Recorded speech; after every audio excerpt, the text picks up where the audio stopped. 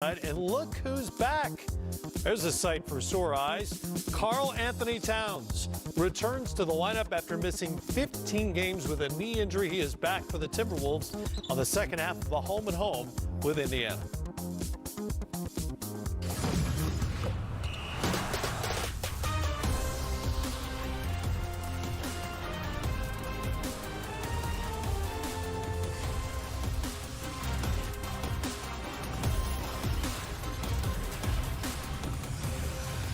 TGI Game Time. Welcome into our Atlanta studio. Good to have you with us here on a Friday night. Stan Van Gundy right there. That's Sekou Smith. I'm Matt Weiner. The MVP ladder coming up in a little while, as always.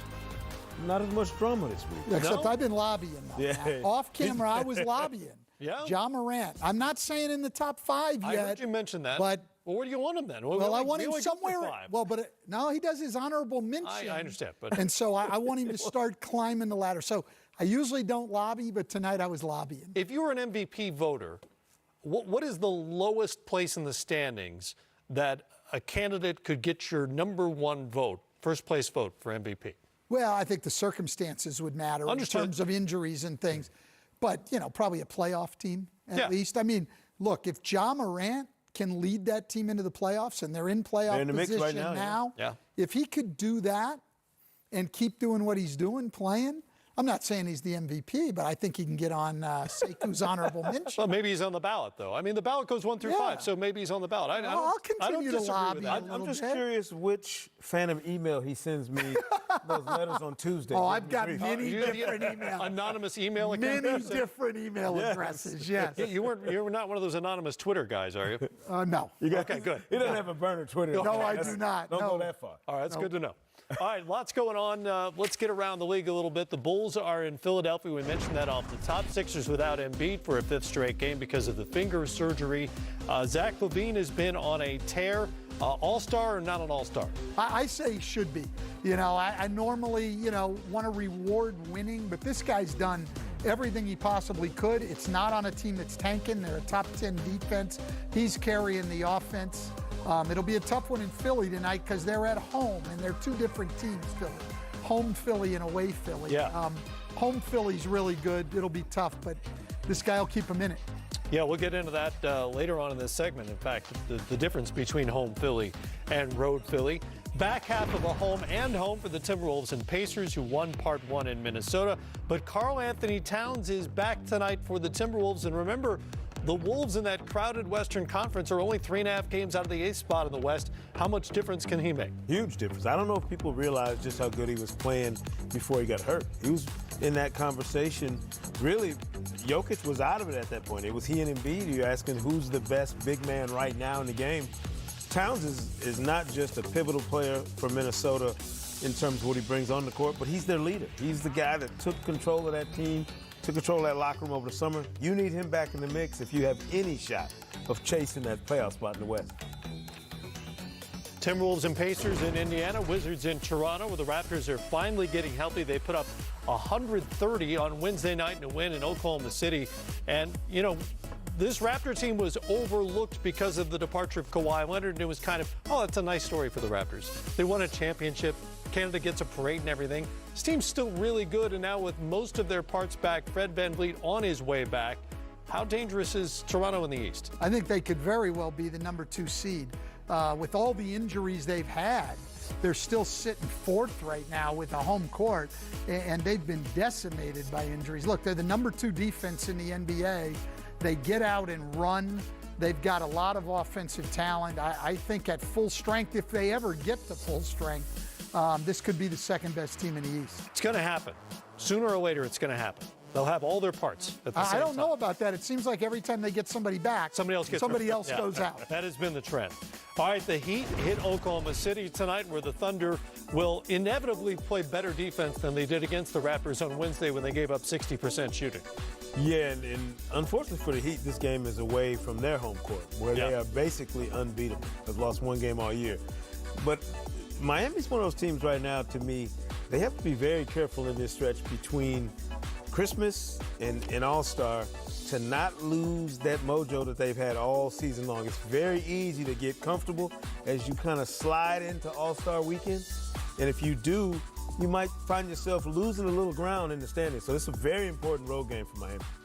Cavaliers are going for a season sweep of the red-hot Grizzlies, who have the longest win streak in the league. Here's your chance, Stan, to gush about the Grizzlies. Well, look, they've been tremendous, and they're a lot of fun to watch. They've won 6 in a row and 13 out of 19, and in that time, they're the number 3 offense in the league. You know, we've talked a lot about Ja Morant. He's been fantastic, but Jaren Jackson Jr. has shot the ball very well. Jonas Valanciunas gives them a post presence that not too many teams have. And Dylan Brooks, maybe the least talked about good player in the league. And then Brandon Clark, another great rookie. They're fun. Taylor Jenkins has done a tremendous job. They play a lot like the Milwaukee teams where he was part of Budenholzer's staff. This team's for real. I think they're going to hang on to that 8th seed. And I think they're going to force Sekou to put Ja Morant somewhere on his list. They're going to make him. They're going to make him do it. Number 1 scoring team in the league during this 6-game win streak.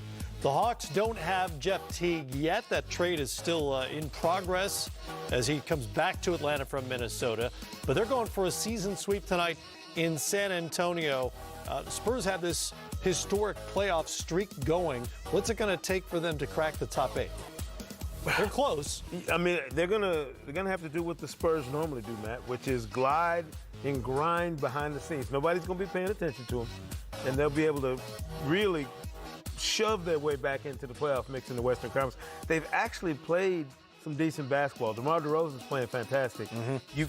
We're so used to not talking about them that it's easy to overlook them when they're playing really well, and apparently when they're not playing up to their standard in terms of historically. I think this is a playoff team in the Western Conference when it's all said and done, because I think they've got 2 guys in DeRozan and LaMarcus Aldridge who are going to make sure that they're in that mix coming into the season. DeRozan has averaged 27 a game on 65% shooting over his last 12 games. He is on the list. Pretty good. He's on the MVP list somewhere, trust me. He's on there somewhere. He's on there somewhere. Is he ahead of Ja Morant? Yes, he is. Yes, he is. Okay. And probably deserves to be at this. All right. And the Blazers in Dallas meet for the second time this season. Blazers have their first win streak in a month. What is it going to take for them to sustain something and get themselves back into the picture? Yeah, you know, Damian Lillard, who's one of the best, in my mind, leaders in this league, said before their game in Houston, hey, we just got to keep doing what we do and trust that we're going to hit a run. It's never failed us, and we don't think it'll fail us now. I mean, just a real calming influence on his team and urging them to stay the course, great confidence. In contrast to some leadership we might talk about a little bit later. Oh, really? Yes. That's a tease. That is Stan Van Gundy, that's what that is. Who says he doesn't know TV? Teasing us here. They'll face a Mavericks team. Luka Doncic coming off his 12th triple-double of the season on Wednesday night.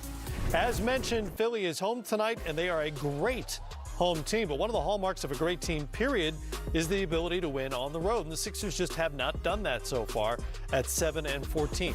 What, in your mind, Stan, as a longtime coach in this league, what does that say about them? Yeah, I don't have any idea, though I will say that I've always looked at teams and what they do on the road. To me, the real good teams will have an air of consistency on the road.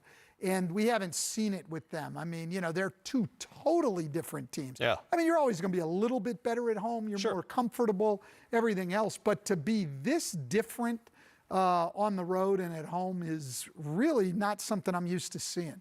You know, coming into the season, Philly was maybe a notch below Milwaukee in terms of talent. That was the assessment from most people around the league. Milwaukee's certainly a better regular season team. But they're awfully talented. I was skeptical of the Sixers because of some late game execution stuff we've seen in the playoffs the last couple of years. But the inconsistency has got to drive Brett Brown crazy. And it, to me, it just says something about this team that maybe there's a lack of consistent commitment. I don't know what it is. Something is amiss there.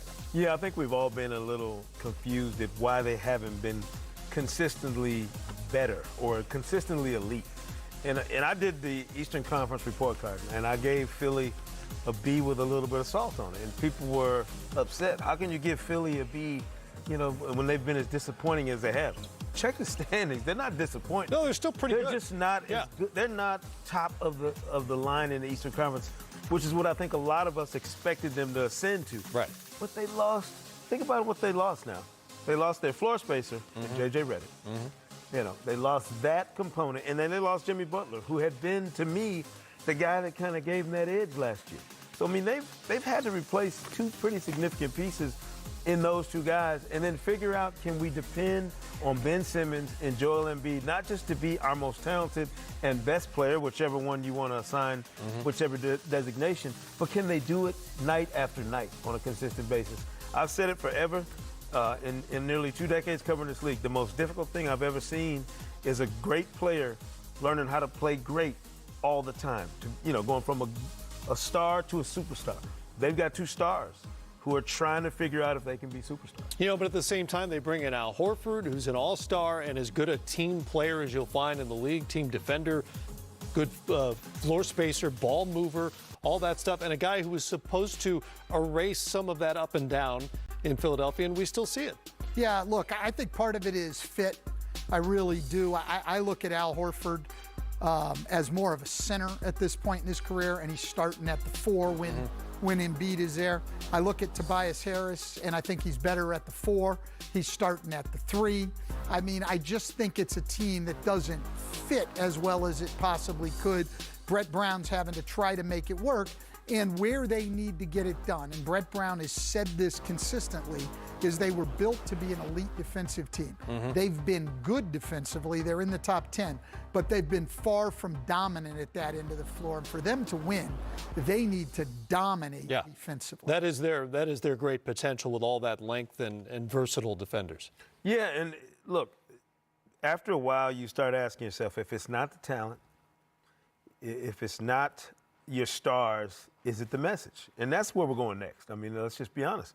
People are going to start wondering, does Brett Brown have the voice that's going to carry this team above and beyond where they are right now? Because if you can't rely on your best players to do it, it's got to be on, the coach is the guy that's going to have to dig that out of this group.